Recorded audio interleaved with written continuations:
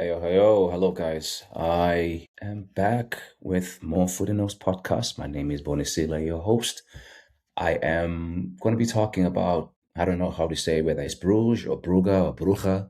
Club Brugge, Club Bruges, Club Brugge, nil, Arsenal 3. Arsenal made five changes to the starting 11, but I liked what Ateta did. The midfield was made of players who started at the weekend, but it was the Real Sociedad boys. So it was Merino, left eight, Zubimendi in the middle, and Martin Odegaard to his right. So it was a midfield three of Merino, Odegaard, and Zubimendi. Good midfield. Lots of reps because they've played a lot of football together, them three. And I also liked the changes he did at the back. I was hoping to see rest for Timber, for Calafiori, and he pushed Norgard.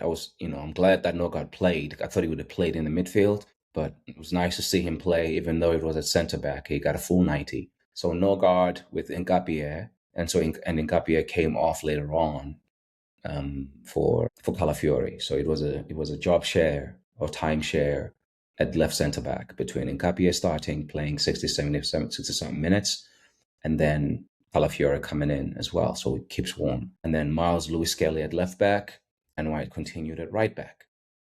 And then it was a new front three of Martinelli, Gyökeres, and Madueke, and who was man of the day and man of the match. Probably player of the day too in all of Champions League because of the way he played that in that game. Arsenal started really well, but because it's a very new 11, five changes, people standing in different positions. It was not straightforward, but Madueke has an insanely brilliant individual moment to break the deadlock in the 25th minute. But before that, Arsenal were knocking. Ngapier had hit the post with a goal with a ping pong kind of situation from a set piece. He hits the post, and then another header of his is cleared off the post. So Arsenal were doing okay. They were finding ways to start gelling with this new 11, and I think it helped that the midfielders had played together. So you had Ngapier and Norgard behind Odegaard, Zubimendi, and Merino, who had a lot of football together, not at Arsenal, but in their Sociedad days. So that continuity was helpful, I think, to keep the team together. And Zubimendi has just basically found ways to build relationships all across the field. And he finds himself drifting to the left early in the second half and puts it on a plate with his left foot for Noni Madueke to basically head it in from just in front of the goal line. I mean, it was harder to miss that chance than to score it.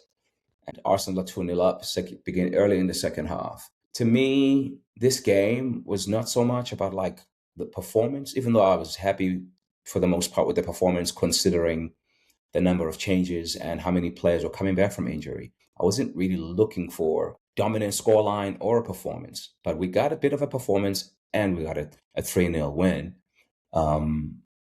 with two stunning goals. So there was something in here for neutrals, something in here for Arsenal fans, and fair play to Brugge, because they had something to play for if they really wanted to be, wanted to have a chance at all of being in the knockout stages. It looks like now the door is nearly shut on them, if not totally shut, because this 3-0 win was damaging to their chances. I think their highest they can finish on now is maybe 7 or not. I don't remember. Let me double check real quick. But I think it's going to be a hard one for Brugge now. Brugge. Yeah, they're on 4 points. So I guess they would have to win both their games to finish on 10 points. Yeah, it's going to be a hard one. But never say never. Never say never. But yeah, so Brugge played hard. I was really impressed with Stankovic. I think he's 2021. I don't think he'll be there beyond the World Cup. I'd be surprised if he's there playing for Brugge next season. He's an impressive player. Is starting to be more and more regular in the defense now, because we need him to stay healthy. So I'm glad we rotated him and Calafiori.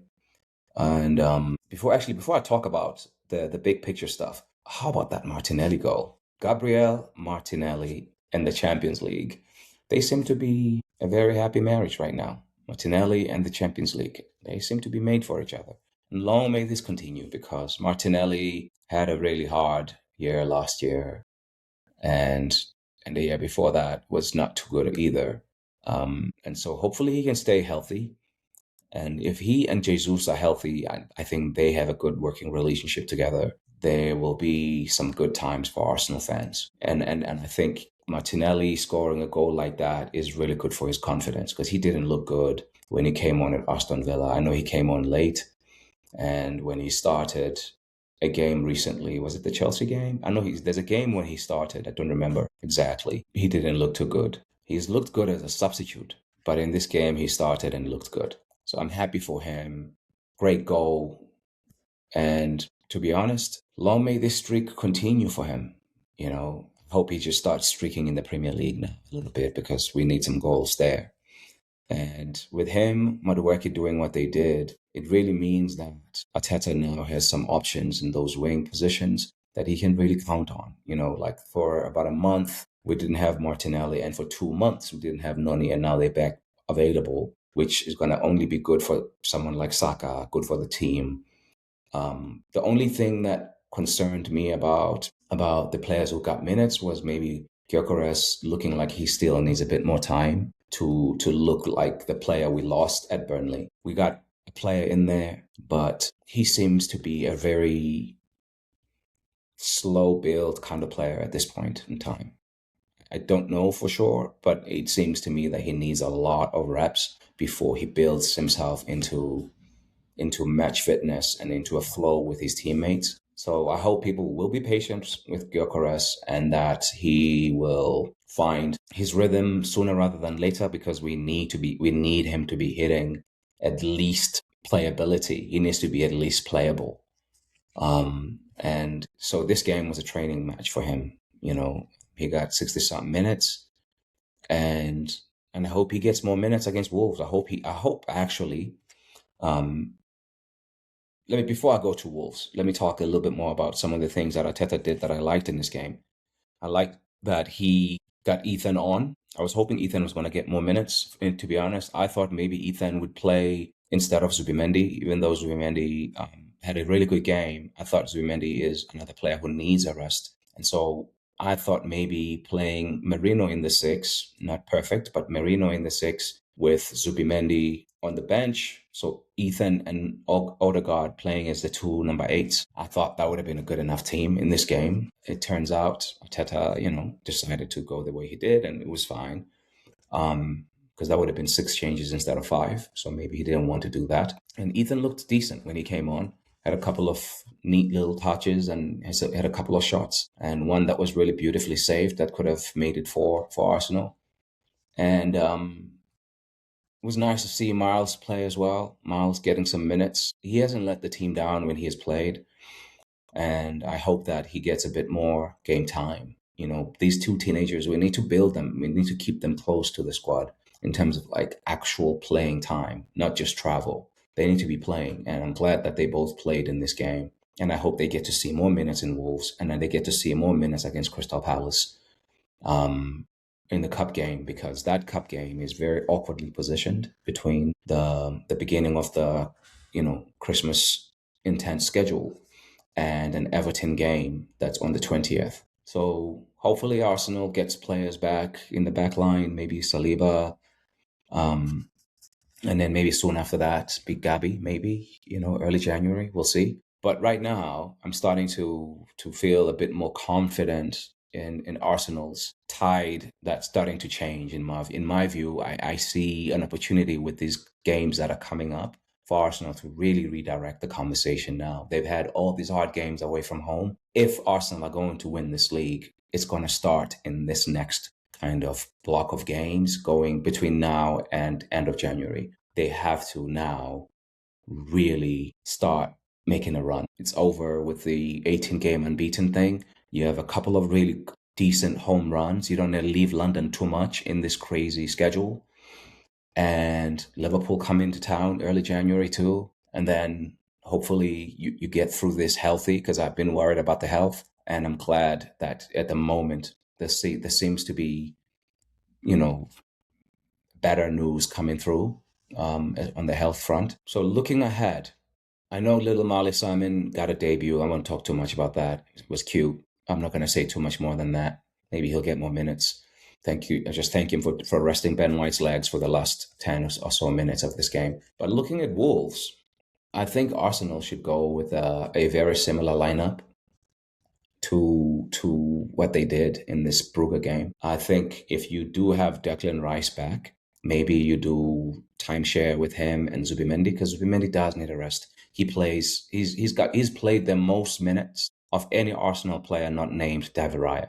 So that means of all the outfield players, he has the highest number of minutes. And we have to look after him. He has not played without a winter break before, and he's about to do that this year. So maybe, just maybe, you bring in Rice into this game for 60 minutes and then Zubimendi for 30 if you want to just keep him, take him on. And if you get a defender back, then maybe you push Norgard into central midfield and you rest both Rice and Zubimendi from the start. I know Ateta will probably feel like going full gas in this game, like he likes to say, because of the loss at Aston Villa. However, if this game becomes one of those games where Wolves are hunkering down in the low blocking, playing 5-3-2 system, and it goes on and on without scoring a game, then you having Declan Rice for over an hour. I would rather, to be honest, see very little to no Declan Rice in this game until Goodison Park. Then Declan Rice would have had almost 2 weeks between the Villa game and the Everton game. I think this is a good opportunity. I heard Ateta talk about this in his press conference today about like trying to give some players rest mentally and physically. And I hope he's thinking about Rice and Zubimendi in that, and maybe Jurian Timber, So like I would go with the same lineup, if I'm being honest, maybe minus Zubimendi. I think it's a good enough lineup at home to Wolves to at least give them problems. And then you bring in your big boys for the last half hour to see out the game. And you see by doing it this way, at least you're getting good minutes into Martinelli's legs again, good minutes into Madueke's legs, and good minutes into Gyökeres's legs. All three guys have been out injured for some time. A home game against a struggling Wolves side, it's not like you're taking it for granted if you're playing these three guys. They're all international level players. And they just started and played well, gave you a win away in the Champions League. And then the midfield, Odegaard is also he's hardly played. He's hardly played. I think if he's played 200 Premier League minutes, it's just barely. So he needs to start this game. And then if you gain a defender in Timber or somebody, push Norgard into the midfield and play Odegaard and Ethan, or Odegaard and Eze, who's also had a rest midweek since the Villa game, because Eze, didn't have a good game at Villa. He was tired. But maybe you can have Eze play in midfield, like you did against West Ham. So maybe you play Norgard as a sitter, or Rice as a sitter with Norgard as a reserve for him, with Odegaard and Eze as your two number 8s. That would be my lineup. What do you guys think? Please let me know in the comments. Please like, share, subscribe, all the beautiful things that podcasters like for people to do. But yeah, that's my lineup for the Wolves game. Same with maybe a Norgard for Zubimendi tweak, and just keep it rolling. All right, guys. I'll talk to you after this game against Wolverhampton Wanderers. Come on, you Gunners. Cheers.